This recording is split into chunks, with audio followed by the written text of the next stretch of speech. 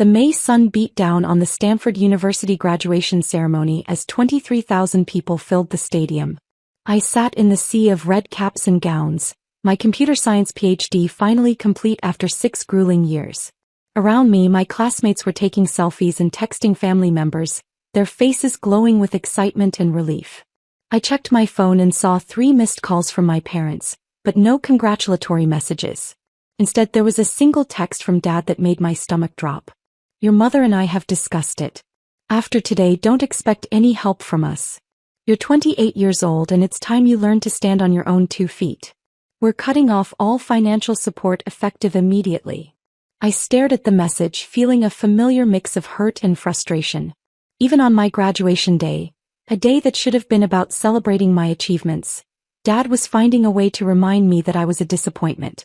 The truth was, I hadn't asked for their help in over 4 years. I'd been supporting myself through graduate school with research assistantships, teaching positions, and what Dad dismissively called my computer hobby. But in his mind, I was still the irresponsible child who needed constant reminders about financial reality. "Alex, you okay?" whispered Jessica, the friend sitting next to me. "You look like you just got bad news." I showed her the text. Her jaw dropped. "On your graduation day? Seriously? What kind of parent?" "The kind who thinks I'm wasting my life," I said quietly. According to Dad, getting a PhD in computer science was just an excuse to avoid getting a real job for 6 more years. Jessica shook her head in disbelief. Around us, families were cheering and taking photos as graduates walked across the stage. I could see other parents in the stands, beaming with pride as their children received their diplomas. My parents were somewhere in the crowd too, but apparently more concerned with teaching me life lessons than celebrating my accomplishment. My phone buzzed with another text, this time from Mom. "Your father is right, Alexandra. It's time to grow up and face the real world. We won't be bailing you out anymore." Bailing me out? I hadn't asked them for money since my sophomore year of undergrad. In fact, I'd been sending them money recently. Small amounts when I knew they were struggling with bills, always disguised as gifts or loans I insisted they didn't need to repay. "Dr. Alexandra Bennett," called the announcer, and I realized it was finally my turn to cross the stage. I walked across the platform in a daze, shook hands with the dean and accepted my diploma. The PhD I'd worked 60-hour weeks to earn, the research that had already been cited in dozens of academic papers, the algorithms I'd developed that were being used by major tech companies, all of it suddenly felt diminished by my parents' message. As I walked back to my seat, my phone rang. The caller ID showed David Chin, CFO, and I almost declined the call. David was my chief financial officer at Spectrum Analytics, the company I'd founded in my 2nd year of grad school. He knew I was at graduation and wouldn't call unless it was urgent. "David, I'm literally at my graduation ceremony," I whispered as I answered. "Alex, I'm sorry to interrupt, but I have news that couldn't wait." His voice was practically vibrating with excitement. "The IPO launched 15 minutes ago." My heart started pounding. We'd been preparing for this initial public offering for 8 months, but the final approval had come through just last week. I'd been so focused on finishing my dissertation that I'd almost forgotten today was the launch date. "And?" I asked, though I could tell from his tone it was good news. "Alex, we priced at $28 per share, which was already above our target range. But the market response..." He paused for dramatic effect. "We opened at $47 and we're currently trading at $52. The company is valued at $6.2 billion. The words hit me like a physical blow. $6.2 billion. I own 73% of Spectrum Analytics, which meant, Alex, are you there? He just became a billionaire. A multi-billionaire. I was so shocked that I forgot to lower my voice. Are you serious? $6.2 billion. Several graduates around me turned to stare. Jessica's eyes went wide. Dead serious. The Wall Street Journal is calling it the most successful tech IPO in 5 years. CNBC wants an interview this afternoon. Bloomberg is running a feature on you as the youngest female billionaire in tech. Alex, you did it. I was trying to process this information when I noticed that more people around me were listening. The words billion and IPO had a way of cutting through graduation ceremony chatter. David, I'm surrounded by people. Can we talk about this later? Of course, but Alex, there's one more thing. Goldman Sachs is predicting the stock will hit $65 by the end of the week. If they're right, we're looking at a $7.8 billion valuation. My hands were shaking as I hung up the phone. Jessica grabbed my arm. Did he just say billion? With a B. I nodded, still in shock. Around us, other graduates were staring and whispering. The news was spreading through our section like wildfire. That's when I saw my parents making their way down the stadium steps toward the graduate seating area. Mom was clutching her purse tightly, her face set in the stern expression she wore when she was about to deliver a lecture. Dad was checking his phone, probably preparing to send another message about my need to become financially responsible.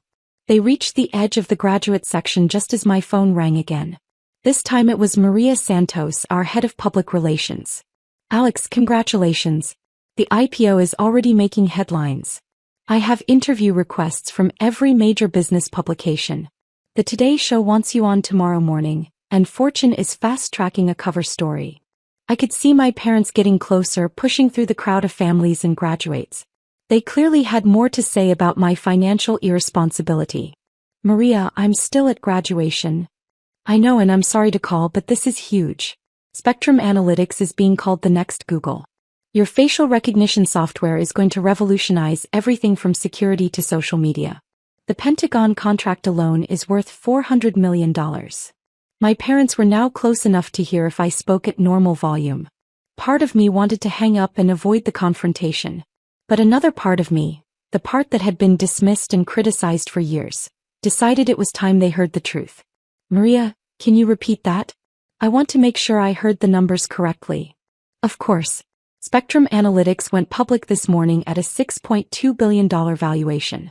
Your 73% stake makes you worth approximately $4.5 billion. The Pentagon contract is worth $400 million. Microsoft just licensed your technology for $200 million, and we have deals pending with Apple, Amazon, and Facebook. I put the call on speaker. The facial recognition algorithms you developed are being called a breakthrough in artificial intelligence. MIT is offering you a full professorship, and the National Science Foundation wants to fund your next research project with a $50 million grant. The graduates around me had gone completely silent. Even the families nearby had stopped talking to listen to this surreal phone conversation happening in the middle of a graduation ceremony. My parents reached my row just as Maria continued. Alex, you're about to be one of the most famous entrepreneurs in America. The story is already trending on social media. Stanford PhD student becomes billionaire on graduation day, is the top headline on every business website. Dad's face had gone completely white. The phone he'd been holding slipped from his hand and clattered onto the concrete steps. Also, Maria added, I should mention that the university is already planning to name the new computer science building after you. The $100 million donation you committed will fund scholarships for underprivileged students for the next 50 years. Mom made a small choking sound. Maria, thank you for the update. Let's schedule a proper meeting for tomorrow to discuss the media strategy. Absolutely. And Alex, congratulations. You've built something incredible. I hung up and looked at my parents who were standing frozen in the aisle like statues. Dad's mouth was hanging open, and Mom was clutching her purse so tightly her knuckles had turned white. Hi, Mom. Hi, Dad, I said quietly. I got your text about not expecting help anymore. The graduation ceremony was continuing around us, but our little section had become its own bubble of shocked silence. Other families were staring openly now, realizing they were witnessing some kind of family drama involving a billionaire. Alexandra, Dad finally managed to say, his voice barely above a whisper. What just happened? I became a billionaire, I said simply. The company I founded went public this morning. Spectrum Analytics develops artificial intelligence for facial recognition, security systems, and social media platforms. But you're a student, Mom said weakly. You don't have a company. You're getting your PhD in computer science. I have both. I founded Spectrum Analytics during my second year of graduate school. We started with a $50,000 grant and grew from there. The technology one developed for my dissertation became the foundation for our core products. Jessica leaned over. Alex, you never told us you owned a company. I don't really talk about it. I preferred to focus on my research and let the business team handle operations. But we've been growing steadily for 4 years. We have offices in Silicon Valley, Austin, and Boston with about 300 employees. Dad sat down heavily on the concrete steps, his face pale. 300 employees? As of last month, yes. We've been hiring aggressively to keep up with demand. The AI revolution is happening faster than anyone expected, and our algorithms are considered industry-leading. I pulled out my phone and showed them the Spectrum Analytics website, which now featured a prominent banner announcing the IPO success. The Pentagon contract Maria mentioned is for next-generation security systems. The Microsoft deal is integrating our technology into their cloud services. And the university partnerships will fund research labs at Stanford, MIT, and Carnegie Mellon. Mom finally found her voice. Alexandra, if you have all this money, all this success, why didn't you tell us? Why let us think you were struggling financially? The question I'd been dreading. I looked at these two people who had raised me, supported me through undergrad, and then spent the last 6 years making me feel like a failure for pursuing graduate school. Because every time I tried to tell you about my work, you dismissed it as a waste of time, I said gently. Remember when I tried to explain machine learning algorithms at Christmas dinner 2 years ago? Dad told me to stop talking nonsense and focus on finding a husband. Dad winced. Or when I mentioned that my research was getting attention from tech companies, and Mom said I was living in a fantasy world and needed to prepare for the real job market? Mom's eyes filled with tears. I stopped trying to share my successes because you'd already decided I was irresponsible and unrealistic.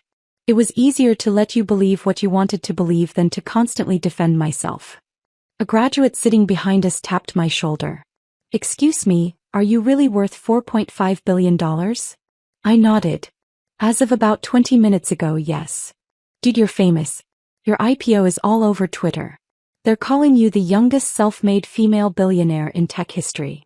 More people were pulling out their phones, probably Googling my name and finding the news articles that were apparently already being published.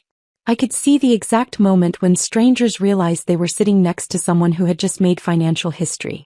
But all I cared about was the two people standing in front of me, looking like their entire worldview had just been shattered.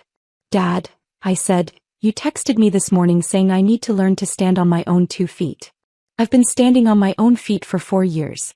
I've been running a company, managing employees, securing contracts with the biggest tech companies in the world, and conducting research that's advancing the field of artificial intelligence. I stood up, my graduation gown billowing around me. You said I was wasting my time getting a PhD instead of getting a real job. This PhD isn't just a degree. It's the foundation of technology that's going to change how computers understand and interact with the world. The research I've been doing isn't theoretical anymore. It's being implemented by companies with billions of users. The ceremony was still ongoing, but more people in our section were openly listening to our conversation now. Some were recording with their phones, probably planning to post about witnessing this moment on social media. But most importantly, I continued, you told me not to expect help from you anymore. That's fine because I haven't needed help in years. In fact, I've been helping you. I pulled up my banking app and showed them a series of transactions going back 2 years. The mysterious gift card that paid for Mom's car repairs last year? That was me. The scholarship that covered cousin Emma's college tuition? That was the Spectrum Analytics Educational Foundation, which I personally fund. The anonymous donation that saved Dad's bowling league when they couldn't afford new equipment? Also me. Dad stared at the phone screen, his face cycling through emotions I couldn't identify. I've been taking care of this family quietly for years, I said. Not because you asked me to, but because I love you. Because despite your constant criticism of my choices, you're still my parents. Mom was crying openly now. Alexandra, we didn't know. We thought you were struggling. We thought we were helping by pushing you to be more realistic. I understand why you were worried. But you never asked about my actual situation. You assumed I was failing because my path didn't look like what you expected success to look like. A reporter had somehow gotten into the graduate section and was making her way toward us with a camera crew. I realized this conversation was about to become very public very quickly. Mom, Dad, we need to finish this conversation somewhere private. I think we're about to be surrounded by media. Dad looked around and seemed to notice for the first time that we had attracted a considerable amount of attention. Graduates and families were openly staring, phones were out recording, and there was definitely a news crew approaching. Alexandra, he said quietly, I owe you an apology. We owe you an apology. We've been so wrong about everything. We can talk about it later. Right now, I need to get out of here before this becomes a circus. But it was too late. The reporter reached us just as security started trying to clear a path. Alexandra Bennett? I'm Jennifer Walsh from CNBC. Congratulations on the IPO success.